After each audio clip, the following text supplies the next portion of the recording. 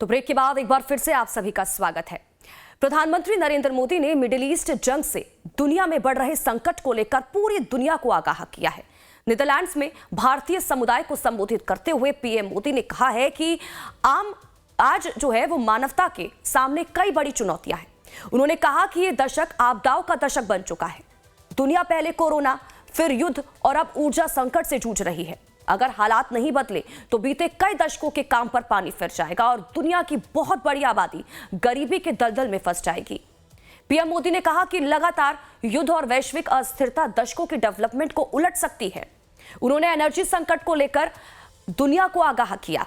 इस मौके पर प्रधानमंत्री नरेंद्र मोदी ने पिछले कुछ दशक में भारत की उपलब्धियां भी बताई। इसके साथ ही नीदरलैंड्स के विकास में भारतीयों के योगदान की प्रशंसा भी की। मानवता के सामने अनेक बड़ी चुनौतियां भी है।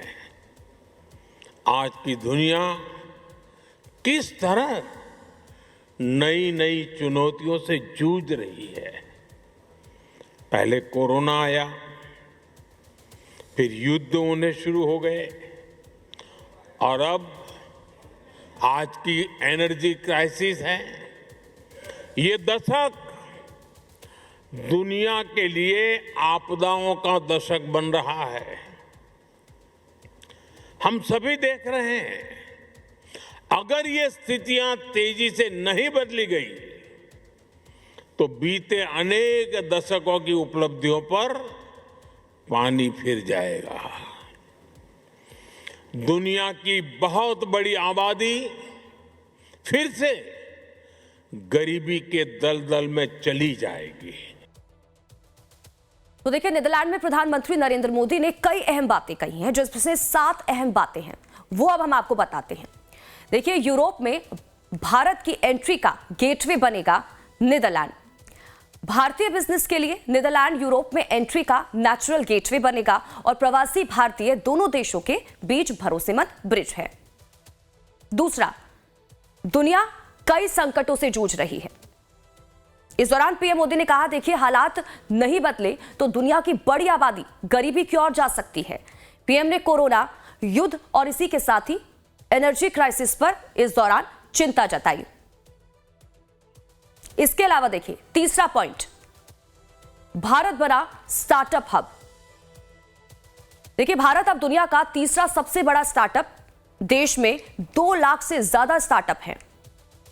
इस बात का जिक्र प्रधानमंत्री नरेंद्र मोदी की तरफ से किया गया।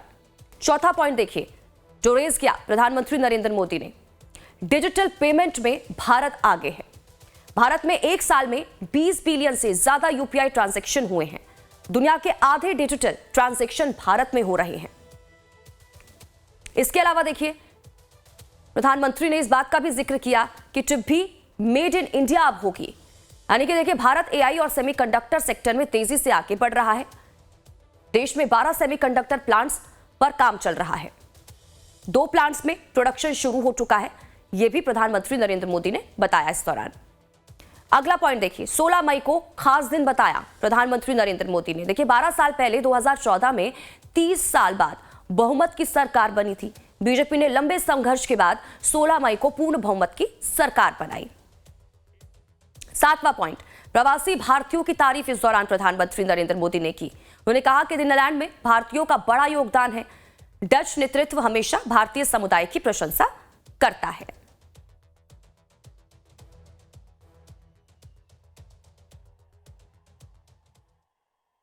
तो देखिए, इस पर चर्चा के लिए हमारे साथ एक्सपर्ट जुड़े हुए हैं। डॉक्टर अजिताभ सर हैं, जियो पॉलिटिकल एक्सपर्ट है, वो हमारे साथ जुड़े हुए हैं। यूके देवनाथ सर हैं, डिफेंस एक्सपर्ट है, वो हमारे साथ जुड़े हुए हैं। लेकिन अजिताभ सर, मैं आपके पास आना चाहूंगी और समझना चाहूंगी, नीदरलैंड की धरती से पूरी दुनिया को प्रधानमंत्री नरेंद्र मोदी ने आगाह किया है और ये भी बताया कि ये दौर जो है वो आपदाओं का दौर बन चुका है। ये भी कहा कि अगर ये युद्ध नहीं रुका तो किस तरह से पूरी दुनिया गरीबी के दलदल में फंस जाएगी। सर, क्या समझा जाए? और अगर, क्योंकि इससे पहले हम यही बात कर रहे थे कि अगर ये युद्ध शुरू होता है तो ना सिर्फ ईरान बल्कि पूरी दुनिया पर क्या कुछ इंपैक्ट पड़ेगा।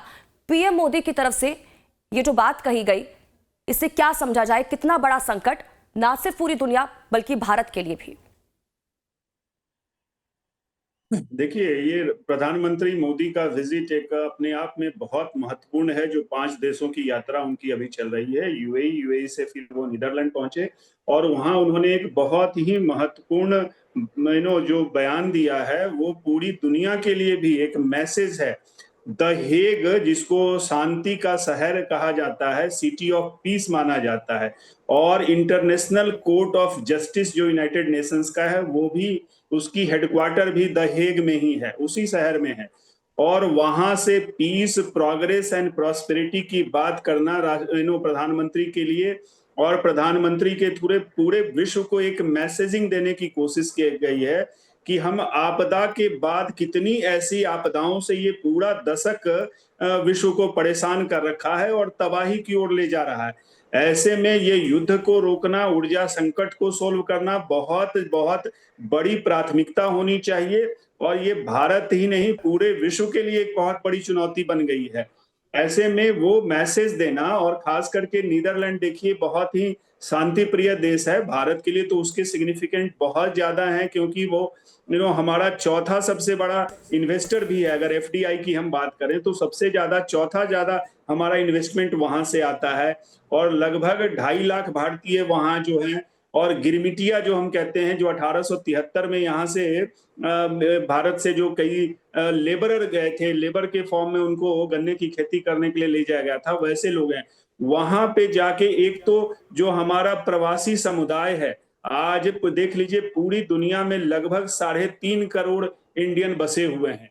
तो उनको एक जोड़ना और जोड़ के रखना भारत की प्रगति में और भारत की उन्नति में उनका योगदान, और उनको जोड़े रखना यहाँ की सभ्यता, यहाँ की संस्कृति से, ये एक मैसेजिंग उन्होंने दिया और वहां प्रवासी भारतीयों के साथ इंटरेक्ट करके। दूसरी तरफ जो विश्व में जो आपदा व्याप्त है उस पे ध्यान दिलाया और यूरोप के देशों को भी एक तरह से ये मैसेजिंग देने की कोशिश की है प्रधानमंत्री ने कि इसमें हमें सबको मिलके, यूरोप के देश हों चाहे एशिया के देश हों, सबको मिलके इस समस्या का समाधान करना होगा। क्योंकि अमेरिका की कई नीतियां ऐसी रही हैं, खास करके राष्ट्रपति ट्रंप की ऐसी कई नीतियां रही हैं जिससे यूरोप भी अछूता नहीं है और भारत भी उससे अछूता नहीं है। और जब ऊर्जा संकट की बात की जाए तो यूरोप चूंकि टेक्नोलॉजिकली बहुत आगे है, ग्रीन एनर्जी की जब हम बात करते हैं, हाइड्रोजन फ्यूल की बात करते हैं, तो वहां पे निश्चित रूप से जो यूरोप के देश हैं, चाहे नीदरलैंड हो, नॉर्वे हो, जहां प्रधानमंत्री जा रहे हैं, इन देशों में बहुत उन्नत टेक्नोलॉजी है। तो भारत कोशिश कर रहा है कि एक तो ऊर्जा संकट पे किसी तरह का विराम लगे, इस पे रोक लगे, और दूसरी तरफ जो अल्टरनेटिव सोर्सेज ऑफ एनर्जी हैं उसको भी एक्सप्लोर किया जाए। और एक अल्टीमेटली जो आत्मनिर्भर भारत की बात हम करते हैं, तो वसुधैव कुटुंबकम उनका भी मैसेज एक तरफ, और दूसरी तरफ भारत आत्मनिर्भर बने, क्योंकि आज का समय चुनौतियां जो हैं वो दिखाता है कि देश, आत्मनिर्भर देश ही ऐसे संघर्ष में, ऐसी विपरीत परिस्थिति में सरवाइव कर सकता है और आगे बढ़ सकता है। तो प्रधानमंत्री का मैसेज दुनिया को अलर्ट करने के लिए भी है, और भारत या दुनिया में जो समस्याएं हैं उनसे निजात पाने के लिए जो एक म्यूचुअल रिस्पेक्ट एंड कोऑपरेशन की जरूरत है, उसका भी मैसेज दिया है। और साथ सहयोगपूर्ण सह अस्तित्व की बात को भी वो आगे बढ़ाते दिख रहे हैं।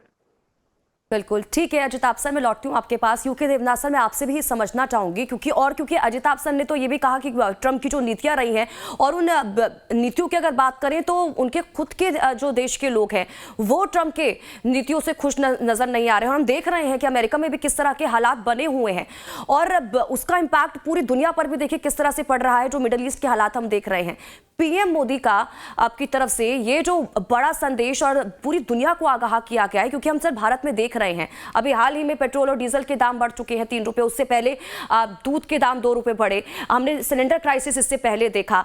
अगर स्थिति ऐसी ही रहती है, अगर ये जंग नहीं रुकती है, तो और क्या कुछ गंभीर परिणाम हो सकते हैं और भारत के लिहाज से ये कितना ज्यादा चिंताजनक जो है ये स्थिति बन जाएगी? जी हाँ स्वाति, जो तात्कालिक इफेक्ट है वो तो हम देख ही रहे हैं। पेट्रोल डीजल गैस के दामों में वृद्धि हो गई है।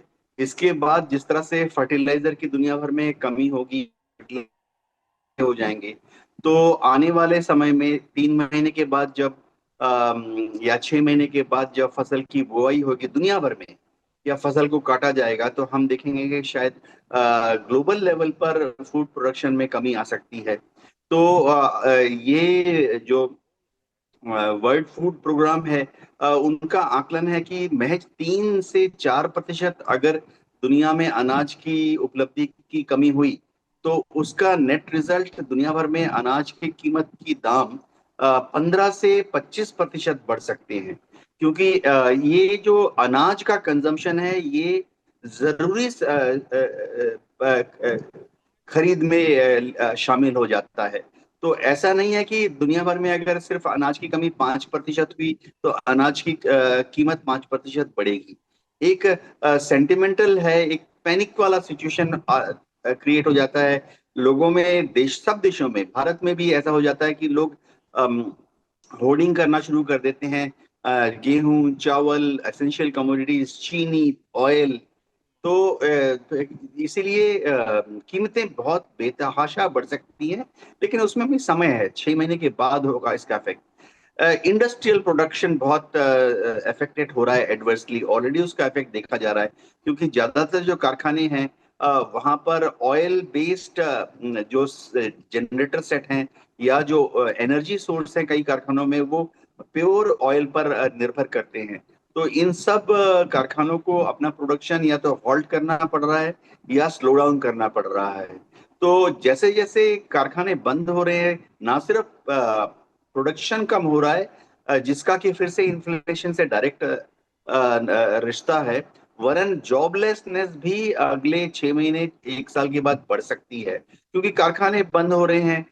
हम देख रहे हैं गल्फ कंट्रीज में ऑलरेडी जब से युद्ध छिड़ा हुआ है, गल्फ कंट्रीज में जो दूसरे लोगों के लोग जाके काम करते हैं, भारत के भी 80 या 90 लाख लोग वहां काम करते हैं, उनके ऊपर बिल्कुल। थोड़ा सा दबाव है। शायद बेरोजगार तो नहीं हुए, लेकिन आने वाले समय में उनको कहा जा सकता है कि आप अपने अपने देशों में वापस चले जाएं, तो बेरोजगारी में बहुत बड़ा इजाफा हो सकता है। जी स्वाति। ठीक है सर, मैं लौटती हूँ आपके पास। अजिताभ सर, मैं आपसे समझना चाहती हूँ, क्योंकि अभी इससे पहले अगर हम भारत के रुख को देखें, क्योंकि जब जब युद्ध की बात आती है तो न्यूट्रल जो है वो भारत का रुख रहता है। भारत ने कब हमेशा यही कहा है कि जो युद्ध है वो किसी भी चीज़ का समाधान नहीं है, बातचीत से ही तमाम चीज़ें जो हैं वो सॉल्व की जा सकती है। अभी तक जो भूमिका भारत निभाता हुआ नजर आ रहा था न्यूट्रल प्लेयर के तौर पर, क्या ये कहा जा सकता है नीदरलैंड में जो पूरी दुनिया को प्रधानमंत्री नरेंद्र मोदी ने आगाह किया है इस युद्ध को लेकर, जो युद्ध की वजह से चीज़ें चल रही हैं, जो ग्लोबल इम्पैक्ट पड़ रहा है उसको लेकर, कि भारत अब आने वाले समय में इस पूरी सिचुएशन में ग्लोबली मीडिएटर के तौर पर नजर आ रहा है? देखिए, प्रधानमंत्री का व्यक्तित्व कह लीजिए, उनका प्रभाव कह लीजिए, उनका इन्फ्लुएंस कह लीजिए, पूरी दुनिया में निश्चित रूप से बढ़ा है। अभी हाल में एक सर्वे आया था, उस सर्वे के अनुसार पिछले कई सालों से प्रधानमंत्री का जो कह लीजिए अप्रूवल रेटिंग कह लीजिए, उनकी स्वीकारोक्ति कह लीजिए, उनकी लोकप्रियता कह लीजिए, वो नंबर 1 पे बने हुए हैं। राष्ट्रपति ट्रंप 9वें स्थान पे हैं उस लोकप्रियता चार्ट में। तो आप इसी से देख लीजिए कि पूरे वर्ल्ड में एक स्थायित्व देने की जो बात है, एक शांति का प्रयास है, सहयोग की बात है, वहां पे भारत और भारत के लीडर का नाम सर्वोपरि है। एक ट्रस्ट की जो बात करते हैं, सबसे बड़ा है भरोसे का भारत, वो आज भारत दिख रहा है और करता हुआ भी दिख रहा है। दूसरी तरफ आप देख लीजिए, ट्रंप के साथ जो ट्रस्ट डेफिसिट है स्वाति जी, वो बहुत बड़ा एक अमेरिका के लिए भी चैलेंज हो गया है कि उस जो अमेरिका के लोगों का भरोसा कम हुआ है। विश्व की तो बात ही छोड़िए, अमेरिका के लोग ही जब भरोसा करने की स्थिति में नहीं है, आज राष्ट्रपति ट्रंप की जो वहां अप्रूवल रेटिंग है वो माइनस में एक तरह से जा रही है। युद्ध की जो उनकी नीति है, उनकी आर्थिक नीति है, उसको अमेरिका के अंदर क्रिटिसाइज किया जा रहा है। और वहां के चूंकि एक डेमोक्रेटिक सिस्टम है, अमेरिका में डेमोक्रेसी है, तो इसका खामियाजा इलेक्शन में, क्योंकि उनको इलेक्शन भी लड़ना होता है, उनको लोगों के प्रति जवाबदेही है, उनकी संसद में उनको प्रूव करना होता है। चाइना का एक अलग ही एंगल है, चाइना ऑटोक्रेसी है, तानाशाही है वहां पे। तो वहां तो राष्ट्रपति शी जिनपिंग को अपने को आपको प्रूव नहीं करना है, जो भी डिसीजन लेंगे वन मैन शो है, वन मैन आर्मी है कह लीजिए। तो अमेरिका के लिए, भारत जैसे देशों के लिए जो लोकतांत्रिक देश हैं, उनके लिए एक बहुत बड़ा चैलेंज होता है कि सबको लेके चलना। फ्री स्पीच की बात होती है, फ्रीडम ऑफ, हम यहाँ पे ऑफ नेविगेशन तो कर रहे हैं हॉर्मुज में, लेकिन उसको इंप्लीमेंट ही नहीं कर रहा है। अब आप बताइए कि कोई खाड़ी का देश क्या एक्सेप्ट करेगा हॉर्मुज का, ईरान का कैप्चर, जो आज तक कभी नहीं हुआ।